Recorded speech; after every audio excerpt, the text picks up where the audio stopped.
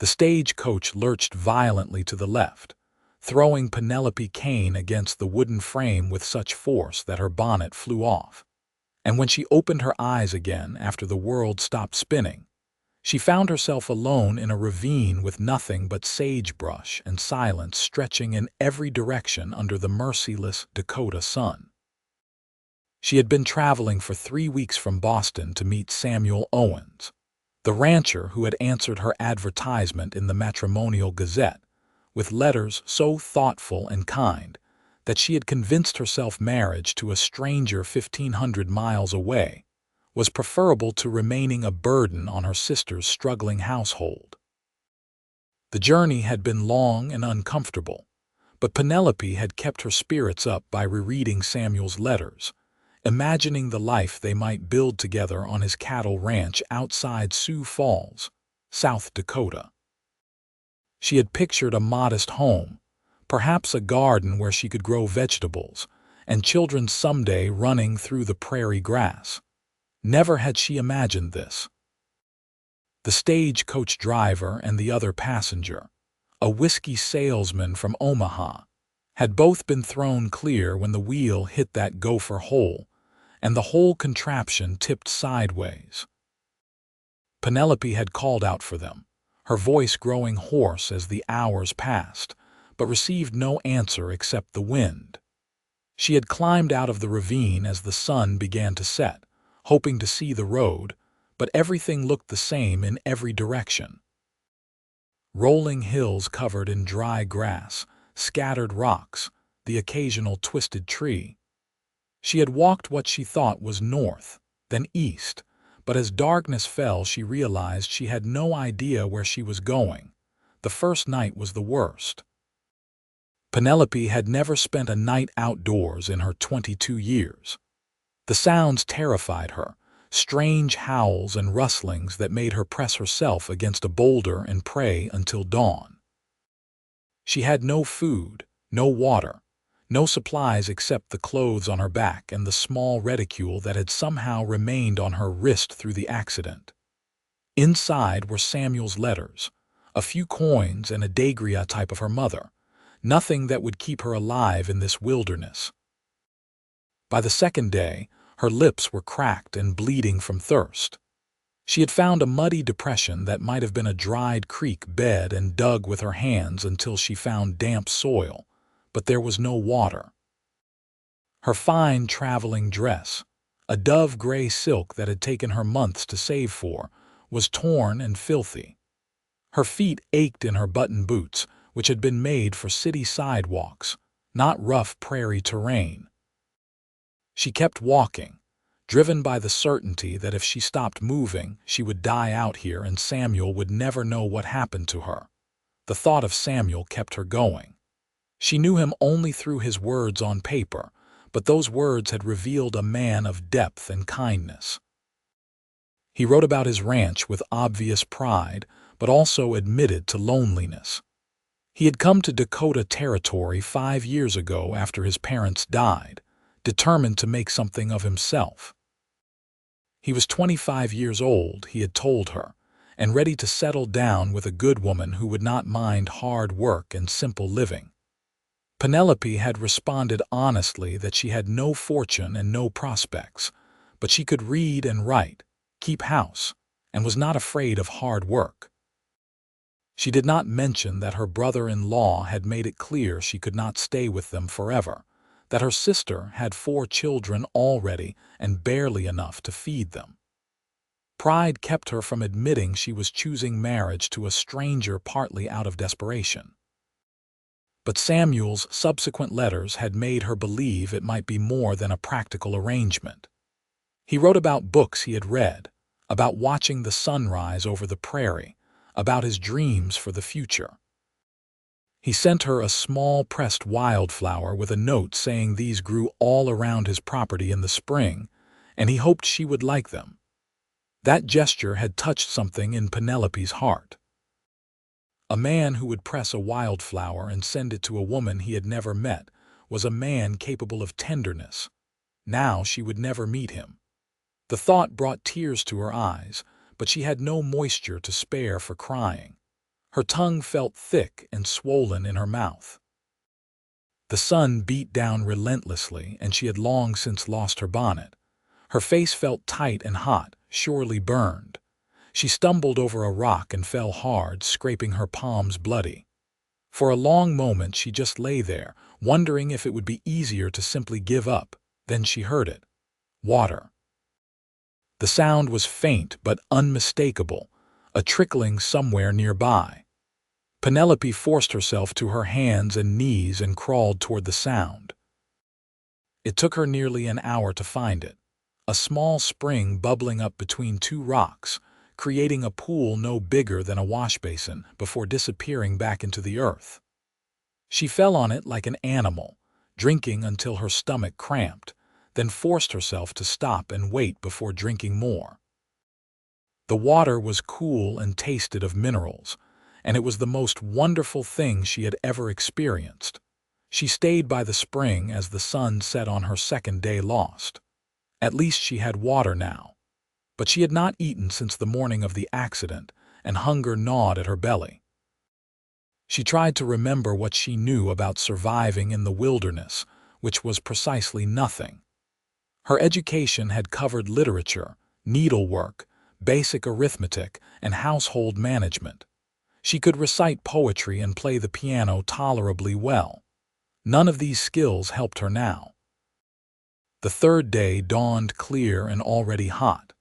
Penelope knew she could not stay by the spring forever. She needed to find help or she would die of starvation. She drank as much water as she could hold, soaked her petticoat in the spring to keep herself cool, and set out walking again. She tried to keep the sun on her left, reasoning that would keep her heading generally in one direction rather than walking in circles. It was mid-morning when she saw the dust cloud. At first she thought it was a mirage, but it grew larger and more distinct. Riders, several of them, moving fast. Penelope waved her arms and tried to shout, but her voice came out as a croak. She stumbled toward them, waving frantically, terrified they would pass her by. The riders saw her. She could tell by the way they changed direction, heading straight for her now. As they got closer, she could make out more details. 4 men on horseback, cowboys by the look of them, wearing broad-brimmed hats and dusty range clothes. The man in front was tall and broad-shouldered, sitting his horse like he had been born in the saddle. Even in her exhausted state, Penelope felt a flutter of nervousness. She was completely alone and vulnerable. She had to trust these men would help her rather than harm her.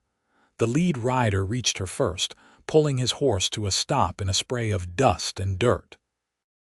He was out of the saddle before the horse had fully stopped moving, running toward her. "Madam! Madam, are you hurt?" Penelope tried to answer, but her legs gave out. Strong arms caught her before she hit the ground.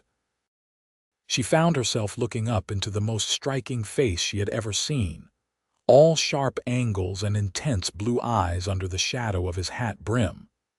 A face weathered by sun and wind, lined around the eyes, with a straight nose and firm mouth. A face that in that moment looked almost frightened. "I have you," he said, his voice rough but gentle. "I have you, miss. You are safe now. Water," she managed to whisper. "Charlie, the canteen now." The man holding her barked the order without taking his eyes off Penelope's face. "You are going to be all right, miss, I promise you. I will not let anything happen to you." Another cowboy appeared with a canteen. The man holding her supported her head with one hand and held the canteen to her lips with the other, tilting it carefully so she could drink without choking. The water was warm but clean, and Penelope drank greedily. "Slow down," the man said softly. "Slow, or you will make yourself sick. That is it, small sips." "The stagecoach," Penelope said when she could speak. "It crashed. I have been lost. 3 days. 3 days." The man's arms tightened around her. "Dear God."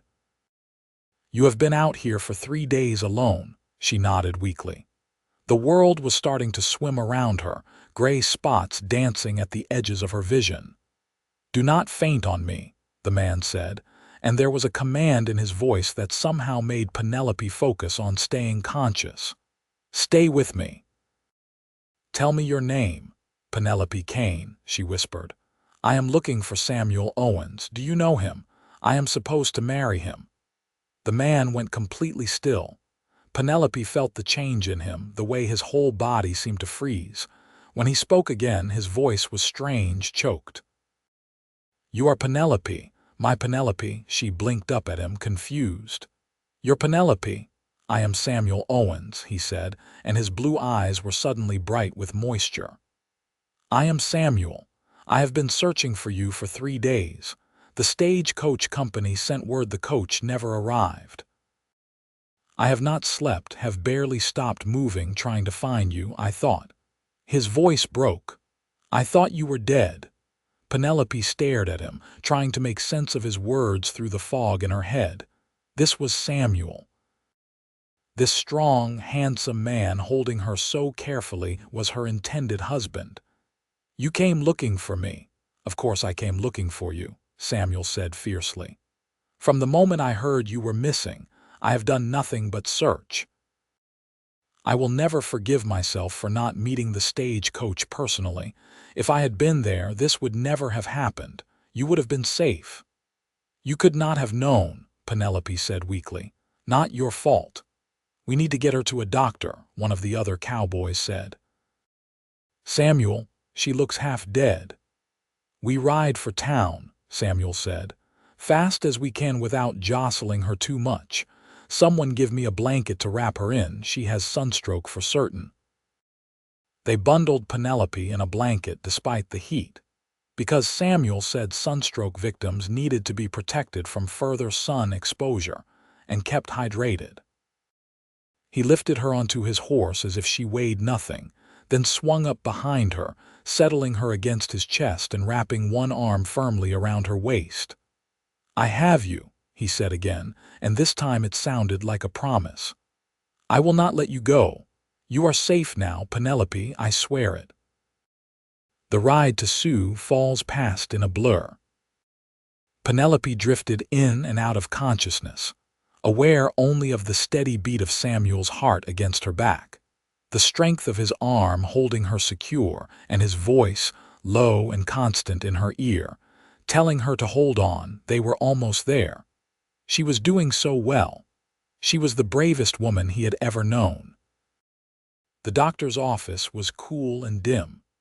Penelope was aware of being lifted down from the horse, of Samuel carrying her inside, of him arguing with someone who said he should wait outside while the doctor examined her. "I am not leaving her," Samuel said flatly. "You can examine her with me here, or you can wait until hell freezes over, Doc. I am not leaving her alone." The doctor must have agreed, because Samuel stayed, holding her hand while the doctor checked her over. Dehydration, sunstroke, malnutrition, multiple cuts and bruises, but nothing that would not heal, the doctor pronounced. She needed rest, liquids, gentle food, and time. She was very lucky to be alive. "She is strong," Samuel said, and there was such pride in his voice that Penelope felt a flutter in her chest that had nothing to do with her physical condition. "Stronger than she knows." They put her in a room at the boarding house run by Mrs. Henderson, a formidable woman who took one look at Penelope and declared that the poor child needed mothering. Samuel paid for the room and for Mrs. Henderson's personal care, and despite his earlier insistence on not leaving her, he did step outside while Mrs. Henderson helped Penelope out of her ruined clothes and into a clean nightgown, sponged her face and hands with cool water, and put her to bed between clean sheets. Penelope tried to stay awake, but exhaustion pulled her under. When she woke, the light outside the window was different, slanted and golden. Evening, she thought. She had slept the day away. She turned her head and found Samuel sitting in a chair beside the bed, watching her with those intense blue eyes. "You stayed," she said, her voice still hoarse but stronger than before. I told you I would not let you go, Samuel said simply. I meant it. How are you feeling? Better. It was true. Her head no longer pounded and the terrible thirst had abated. She was aware of hunger, actual healthy hunger rather than the desperate gnawing of starvation. How long was I asleep? About 6 hours. The doctor said to let you rest as long as you needed. Samuel leaned forward, resting his elbows on his knees. Penelope, I need to tell you something. You have been through hell these past 3 days, and the last thing I want is to pressure you, but you need to know that you are not bound to me, to our arrangement. If you want to take the next stage back to Boston, I will pay for your ticket and give you money for your trouble. What happened was not your fault, but if it has made you reconsider coming west, I will understand. Penelope pushed herself up to sitting, ignoring the way the room spun slightly. Do you want me to leave? God, no, Samuel said, the words bursting out of him.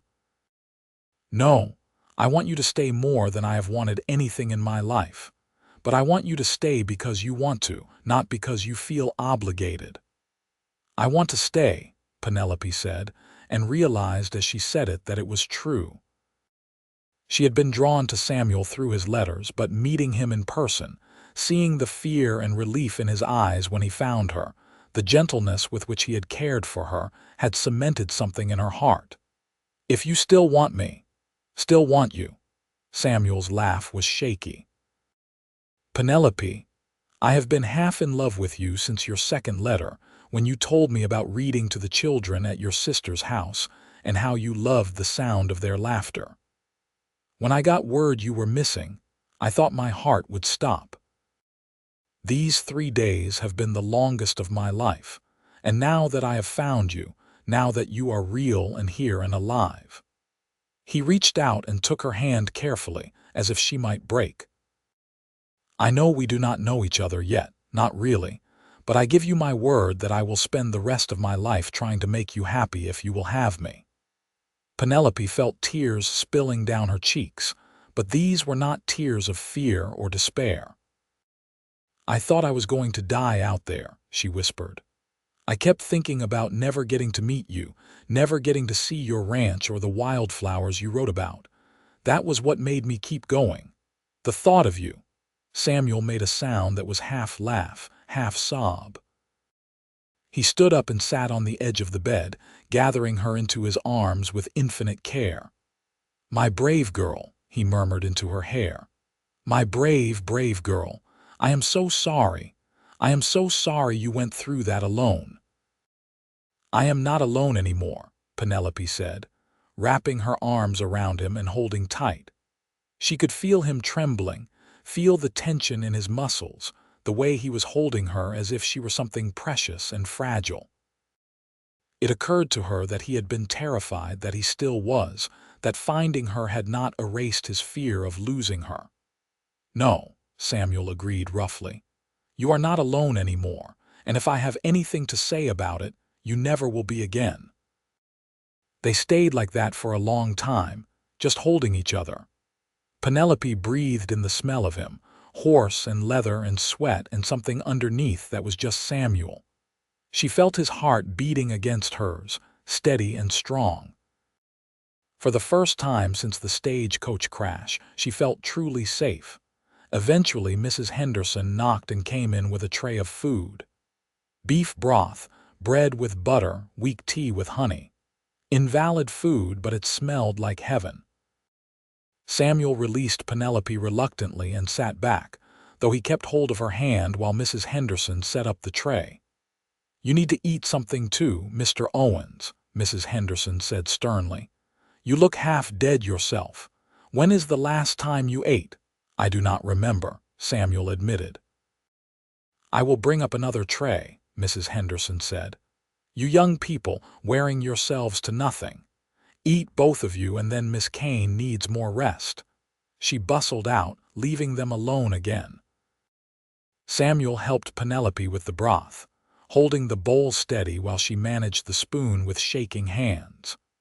The food made her feel more human, and by the time she had finished the broth and half the bread, She felt almost normal. Samuel ate his own meal quickly when Mrs. Henderson brought it up, clearly only doing so because he knew she would scold him if he did not. When they had both finished, he helped Penelope lie back down, tucking the blankets around her with a tenderness that made her chest ache. "Will you stay?" she asked. "At least until I fall asleep." "I will stay as long as you want me," Samuel said. He settled back into the chair, but Penelope kept hold of his hand, and he made no move to pull away. She fell asleep still holding his hand, and when she woke in the middle of the night, he was still there, dozing in the chair, his hand still wrapped around hers. She watched him in the moonlight coming through the window, this man who had searched for her for 3 days, who had held her and promised not to let her go.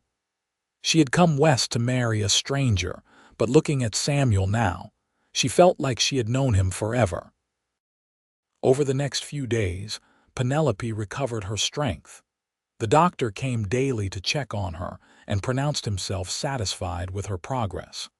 The sunburn faded to a tan that Mrs. Henderson clucked over but which could not be helped. The cuts and bruises healed. Her appetite returned with a vengeance, and Mrs. Henderson seemed to take personal pleasure in feeding her up, as she put it. Samuel came every day, morning and evening, and usually managed to find excuses to drop by in the afternoon as well. They talked for hours, learning each other in person after months of learning each other through letters. Penelope told him about Boston, about her parents who had died in a cholera outbreak when she was 16, about going to live with her sister and brother-in-law, about feeling useless and in the way in their overcrowded household. Samuel told her about his ranch, about the cattle he was building up, about his small house that needed a woman's touch, about the land that stretched for miles, and the way the prairie looked when the wildflowers bloomed in the spring. "I know it is not fancy," Samuel said one afternoon as they sat in the parlor of the boarding house. "The house is small, just 3 rooms really, and the furniture is rough. I made most of it myself, and the work is hard. You will have to keep a garden and help with the chickens and sometimes with the cattle when we are branding or moving them. It is not an easy life, Penelope." "I do not want an easy life," Penelope said. "I want a real life, Samuel. I want to build something. I was withering away in Boston, feeling like I had no purpose. Here, with you, I could have a purpose. We could build something together." Samuel reached over and took her hand, a gesture that had become natural between them. "You are sure, because I need you to be sure. I could not bear it if you came to regret it, if you came to resent me." "I am sure," Penelope said, squeezing his hand. "I have never been more sure of anything. I want to marry you, Samuel. I want to be your wife." The smile that spread across Samuel's face was like the sun coming out. "Then we will be married," he said. "As soon as you are fully recovered and feel ready. No rush. I have waited this long for you, I can wait a bit longer." But Penelope did not want to wait. She felt fully recovered, and more than that, she felt certain. The ordeal in the wilderness had stripped away any lingering doubts or fears. She had faced death and survived, and now she wanted to live. She wanted to start her new life with Samuel. They were married a week later by the minister of the small church in Sioux Falls. It was a simple ceremony with Mrs. Henderson and Samuel's ranch hands, Charlie, Tom, and Davy, as witnesses. Penelope wore a simple dress of blue calico that Mrs. Henderson had helped her make, and Samuel wore his best clothes, which meant clean trousers and a shirt without any patches, and his good hat. When the minister pronounced them man and wife and Samuel kissed her, Penelope felt a joy so profound it brought tears to her eyes. "My wife," Samuel said wonderingly when they broke apart. "My Penelope, I will spend every day of my life trying to deserve you. You deserve me," Penelope said, reaching up to touch his face. "You saved my life, Samuel, in more ways than one." They rode out to the ranch that afternoon, Penelope sitting in front of Samuel on his horse, his arms around her just as they had been that first day when he found her. The land was beautiful in a stark way that Penelope was coming to appreciate. The endless sky, the rolling prairie, the way the grass rippled in the wind like water. It was so different from Boston, from the crowded streets and brick buildings and noise. Here there was space and light and silence. The ranch house sat in a small valley near a creek. It was small, as Samuel had warned, but it was sturdy and well built, with a stone chimney and real glass windows. There was a barn and several outbuildings, a corral with horses, and beyond that, pastures where cattle grazed. It was not grand, but it was real and solid, built by Samuel's own hands. "Welcome home," Samuel said as he helped Penelope down from the horse. Home. The word settled into Penelope's heart with a rightness that made her smile. "It is perfect," she said. Samuel looked relieved. "You really think so? I know it is not much." "It is ours," Penelope said. "That makes it perfect." He carried her over the threshold, a tradition that made them both laugh, and set her down carefully in the main room. It was sparsely furnished with a table and chairs that Samuel had made, a fireplace, a few shelves with books and supplies. Through one door she could see a bedroom with a simple bed frame and a trunk. Through another, a small kitchen area with a stove and more shelves. "I will build you more furniture," Samuel said, suddenly nervous. "A proper dresser, maybe a rocking chair. And we can get curtains and whatever else you want. I have been saving and the cattle are doing well. We have enough." Penelope turned and put her hands on his chest, feeling his heart beating fast under her palms. "Samuel, it is wonderful. Stop worrying. I am not going to change my mind." "I know," Samuel said, but his hands came up to cover hers, holding them against his chest. "I know, but I keep thinking I am going to wake up and find this was all a dream, that I never found you or that you decided you could not stay." "You did find me," Penelope said softly, "and I am staying. I am your wife now, Samuel, for better or worse, in sickness and in health, until death do us part. I meant those vows." "So did I," Samuel said. His hands tightened on hers. "I meant every word, Penelope. I will love you and protect you and provide for you all my days, I swear it." "I know," Penelope said. "You have already proven it. You spent 3 days searching for me. You stayed by my side while I recovered. You have been nothing but kind and patient. I trust you, Samuel." Something in his face shifted, softened. "You trust me," he repeated, as if testing the words. "No one has ever said that to me before, not like that." "Well, I do," Penelope said, "completely." Samuel pulled her close, wrapping his arms around her and burying his face in her hair. "I will never let you down," he whispered. "I promise you, Penelope, I will be worthy of that trust." They stood like that for a long time, just holding each other in their new home. Penelope felt overwhelmingly grateful, not just for being alive but for being here with this man, starting this life. She had come west out of necessity, but she was staying out of choice. Out of love, she realized. She loved Samuel. It had happened fast, faster than she ever would have expected, but it was real and deep and true. That night, after a simple supper that Penelope insisted on cooking despite Samuel's protests that she should rest, they sat outside on the porch and watched the sun set over the prairie. The sky turned brilliant shades of orange and pink and purple, and the air was soft and warm. Samuel held Penelope's hand, his thumb tracing circles on her palm. "What are you thinking?" Penelope asked. "I am thinking about how close I came to losing you," Samuel said quietly. "About how if we had been searching even a few miles in a different direction, we might not have found you. About how easily this could have ended differently. But it did not," Penelope said. "I am here. We are here together." "I know."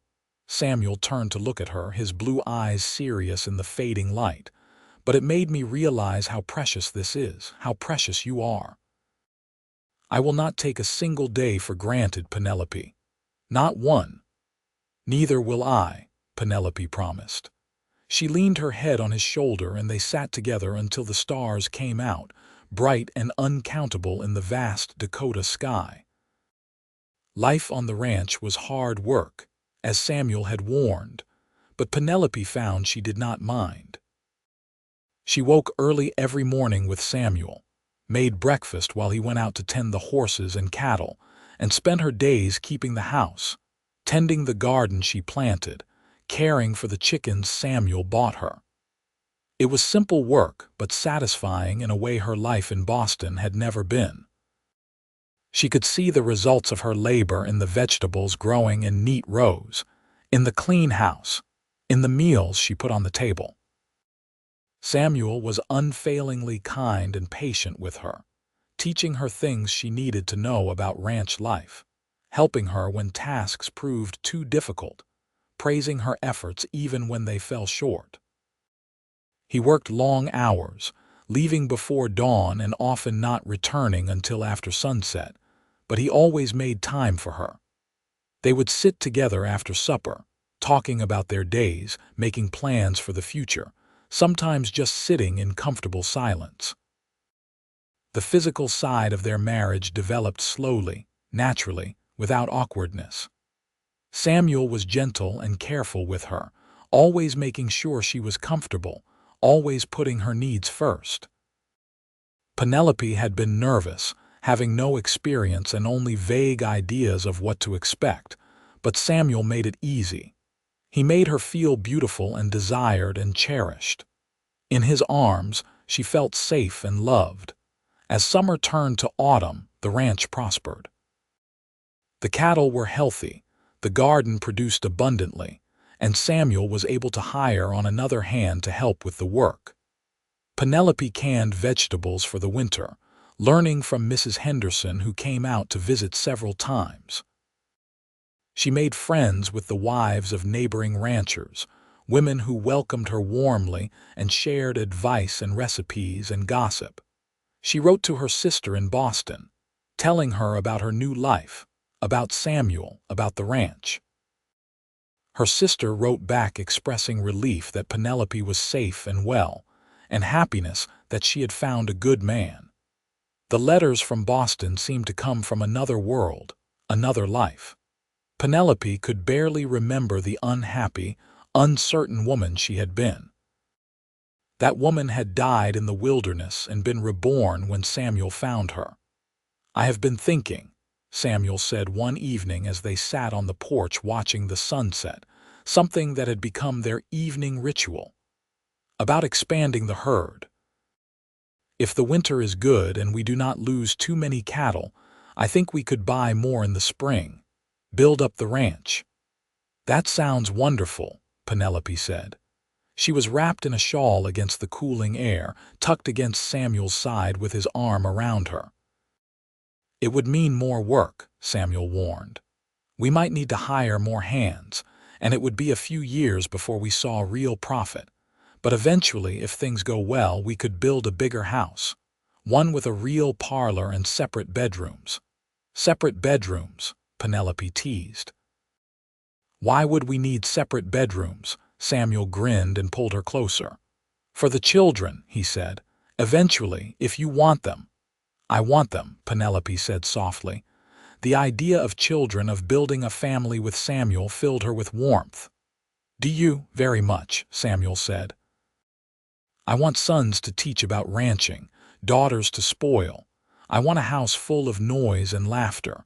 I want to build something that will last, Penelope, something we can pass down." "We will," Penelope said.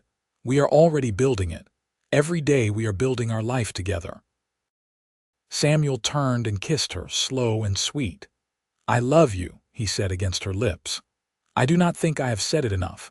I love you, Penelope Owens, more than I knew it was possible to love someone." "I love you too," Penelope said, her heart full to bursting. "I loved you from your letters, but I fell in love with you when you found me, when you held me and promised not to let me go. You kept that promise, Samuel. I will always keep it, Samuel said. You are mine and I am yours, and nothing will ever change that. Winter came early and hard that year. The first snow fell in November, and by December the prairie was blanketed in white. Penelope had never experienced a winter like it.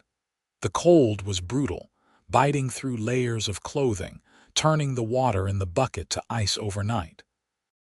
Samuel and the ranch hands worked tirelessly to keep the cattle alive, breaking ice in the creek so they could drink, making sure they had enough feed. It was during one of the worst storms that Penelope realized she was pregnant. She had suspected for a few weeks, but when she woke one morning so nauseated she could barely stand, she knew for certain.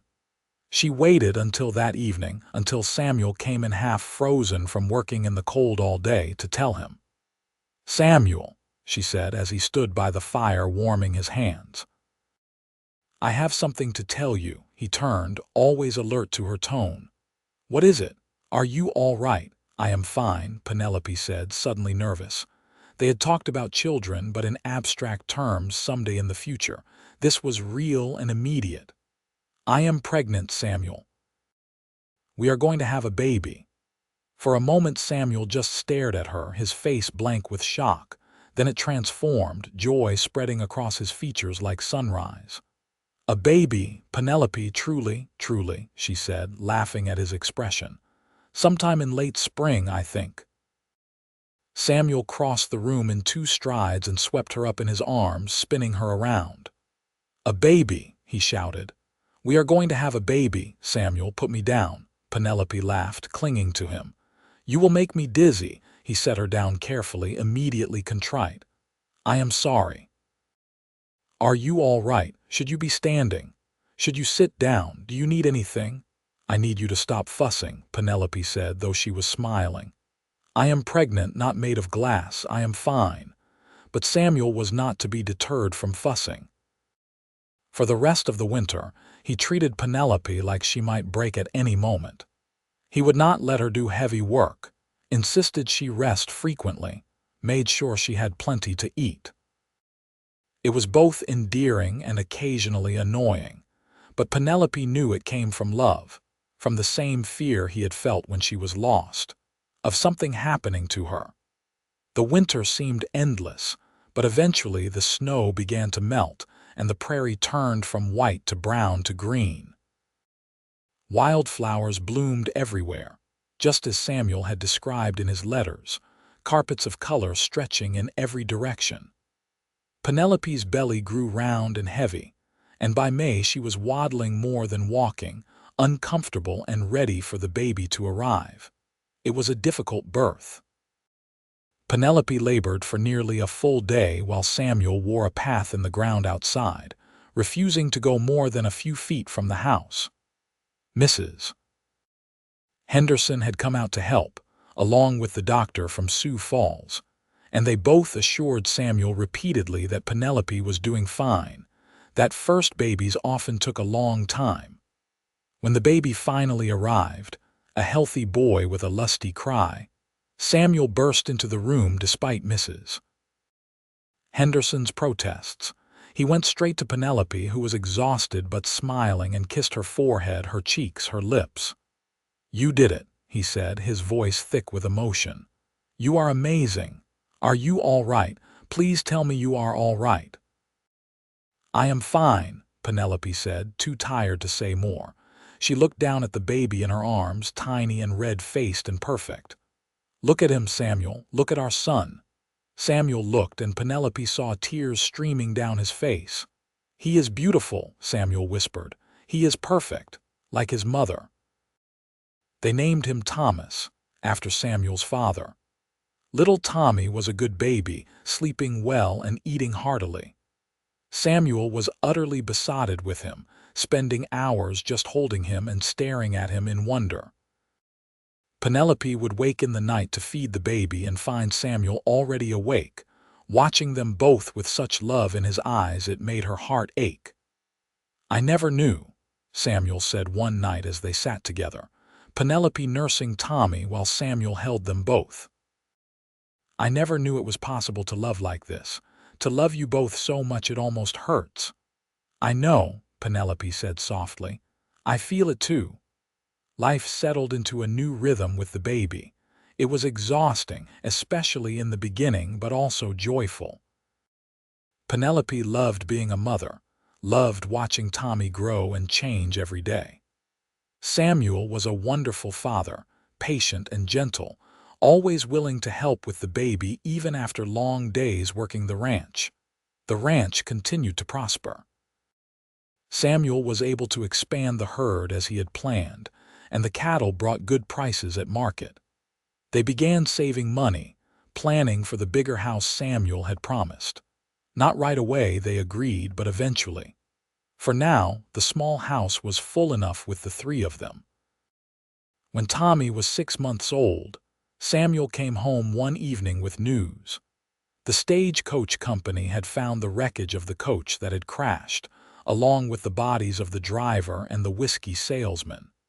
They had been thrown clear in the crash and both had broken their necks, dying instantly. Penelope was saddened to hear it confirmed, though she had suspected as much. She said a prayer for their souls that night, grateful that she had survived but sorry for their loss. "Does it bother you?"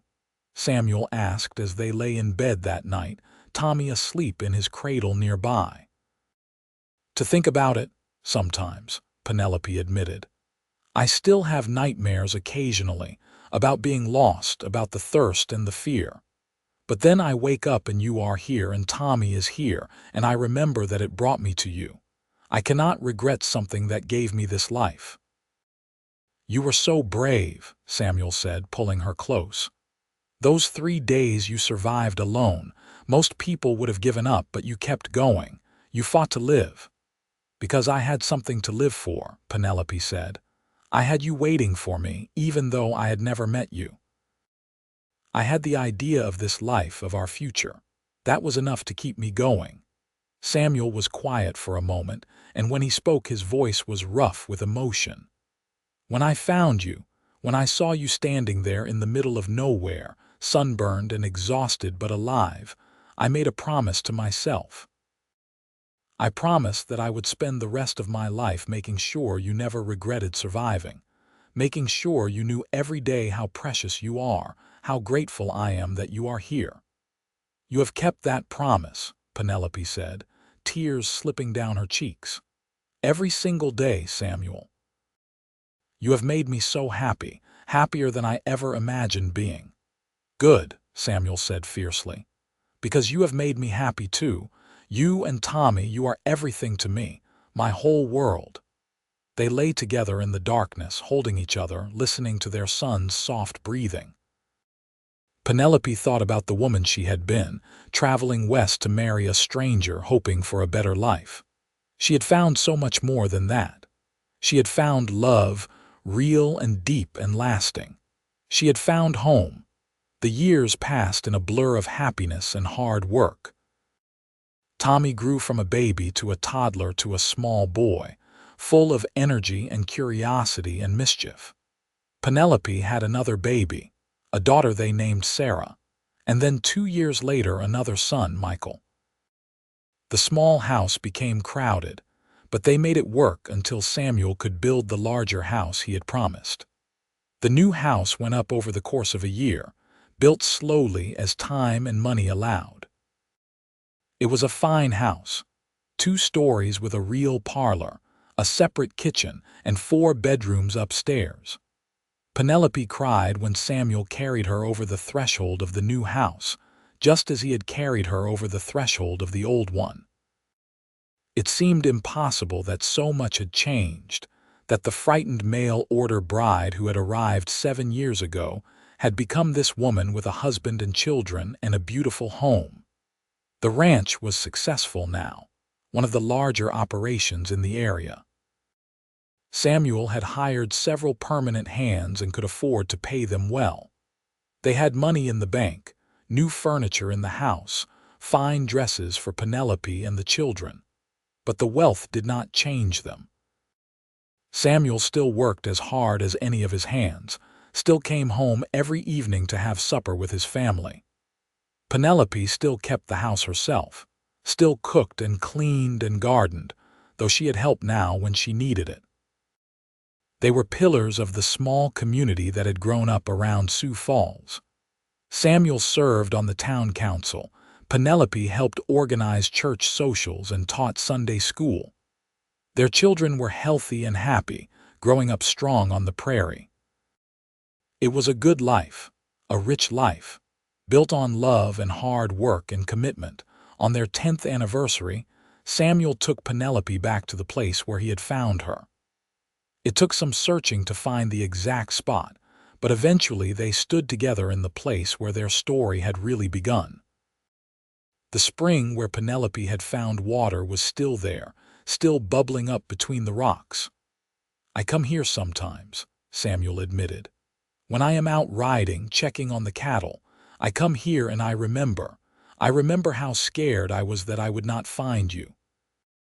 I remember the moment I saw you, waving your arms, and the relief was so intense I thought I might fall off my horse. I remember holding you and promising not to let you go." "You never have," Penelope said, taking his hand. "Let me go, I mean.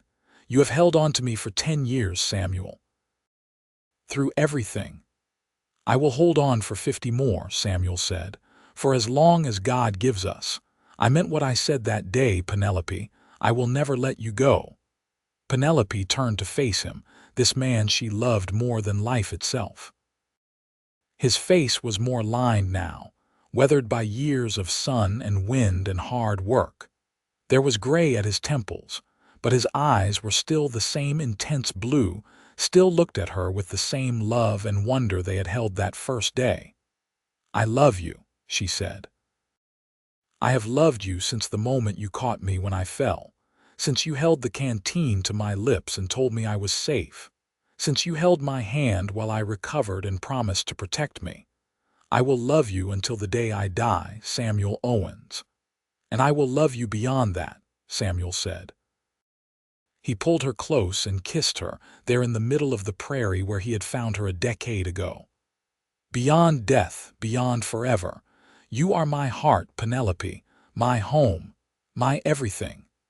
They stood together in the warm sunshine, holding each other, remembering. Then they rode back to their ranch, to their children, to the life they had built together.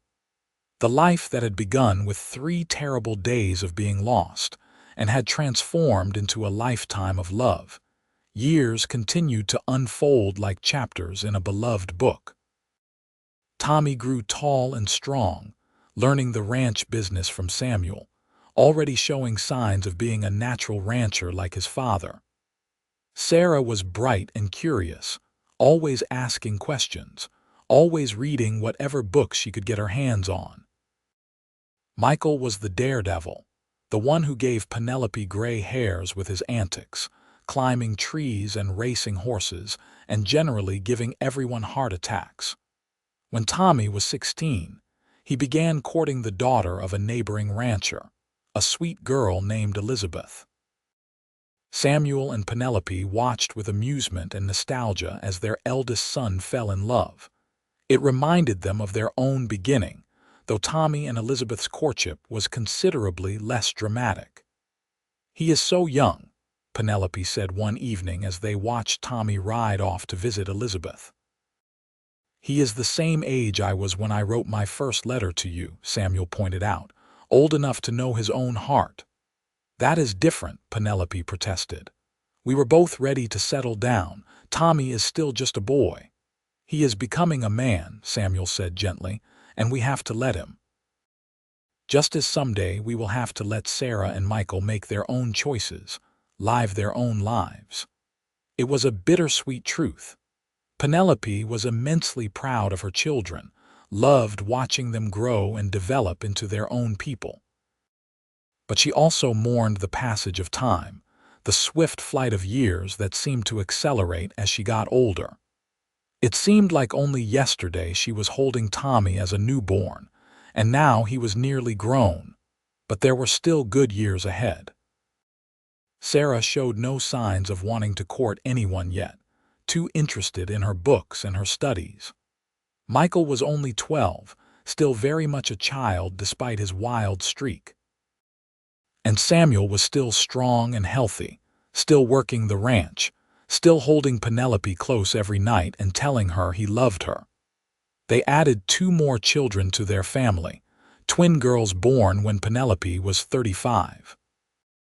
Ruth and Rebecca were identical, impossible to tell apart except by the small birthmark Ruth had on her left shoulder.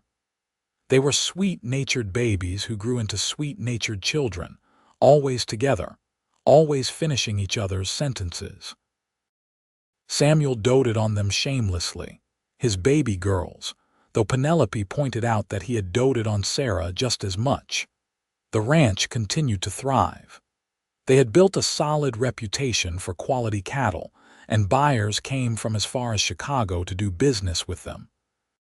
Samuel expanded into horses as well, breeding working stock that sold well.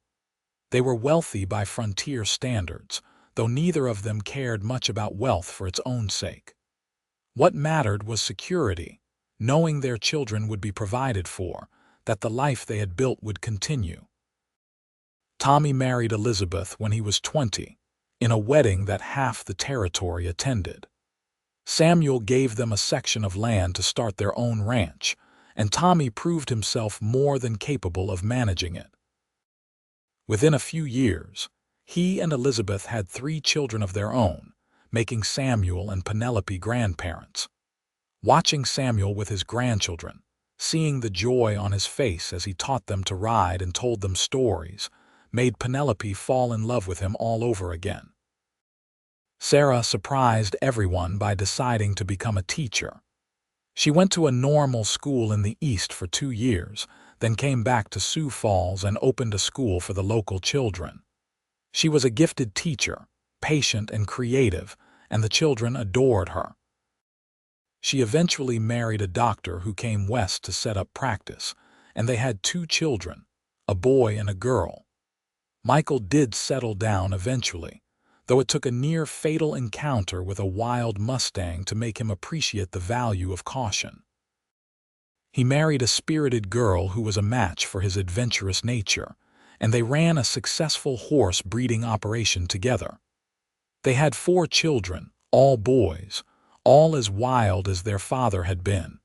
Ruth and Rebecca, the twins, remained close all their lives. They married brothers, a pair of young men who worked as blacksmiths in town and built houses right next to each other.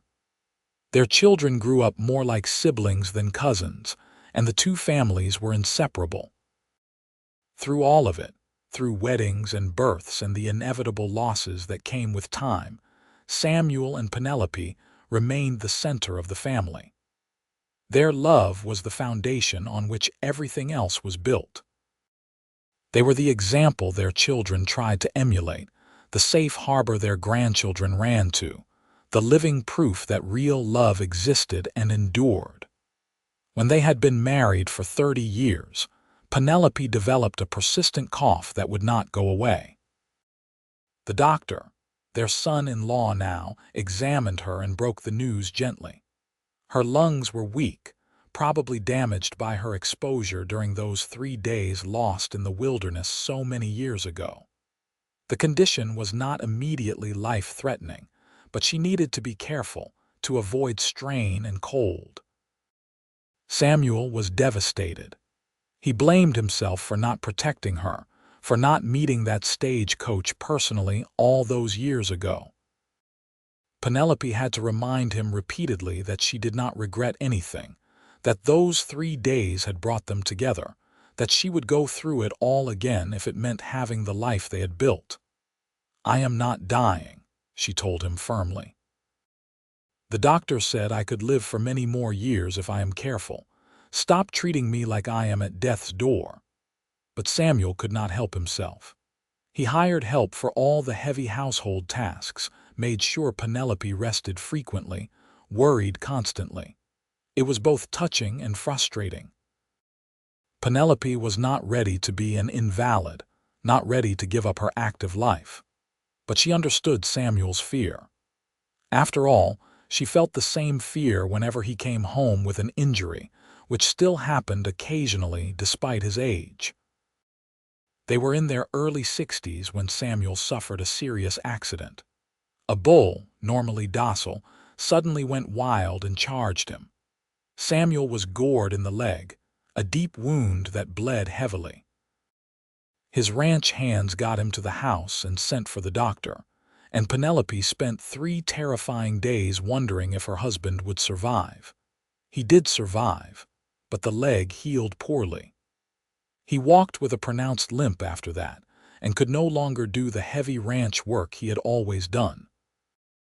It was a blow to Samuel's pride, having to rely more on his hands and on Tommy to run the ranch. But Penelope was grateful. It meant Samuel spent more time at home, more time with her. They had always been close, but now they were rarely apart. They spent long afternoons on the porch of their fine house, watching the prairie, talking about everything and nothing.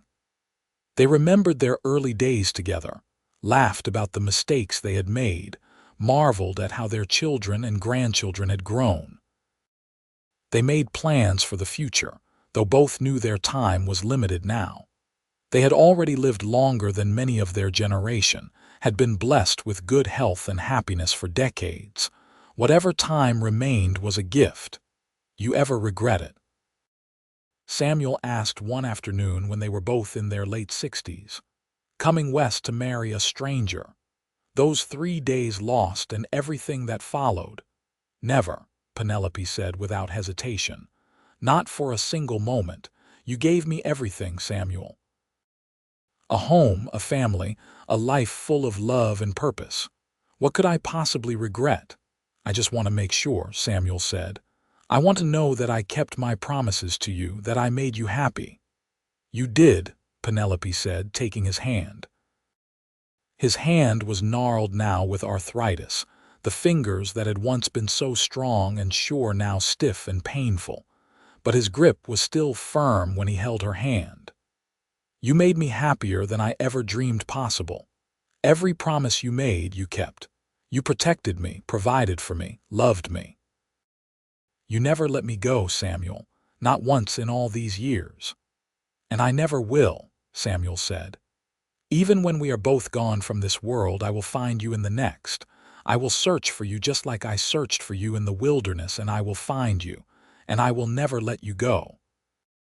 Penelope felt tears on her cheeks. After all these years, he could still move her to tears with his words. Promise me, she said. Promise me that when the time comes, you will not grieve too much, that you will remember the joy we had, not the loss. I cannot promise that, Samuel said honestly. Losing you would break me, Penelope. But I promise to try. I promise to remember the joy. God knows we had enough of it to last several lifetimes. They sat together as the sun set, painting the sky in shades of gold and crimson. They had watched thousands of sunsets together from this porch, from the porch of their old house before this one, from horseback on the open prairie. They had built a life out of letters and chance and 3 desperate days in the wilderness. They had loved and been loved, had raised children and watched those children have children of their own. They had left a legacy that would continue long after they were gone. Penelope died peacefully in her sleep on a cool autumn night, 2 weeks after their 50th wedding anniversary. Samuel woke to find her gone, slipped away sometime in the dark hours before dawn. He held her for a long time, crying as he had not cried since the day he found her in the wilderness, as he had not cried since their children were born.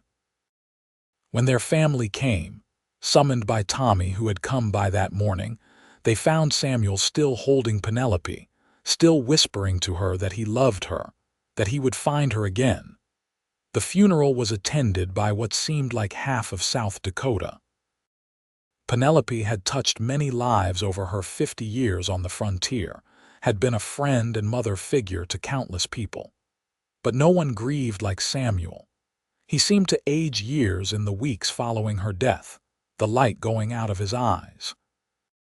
"You have to eat, Pa," Tommy said one evening as he tried to coax his father to take some supper. "Ma would not want you to waste away."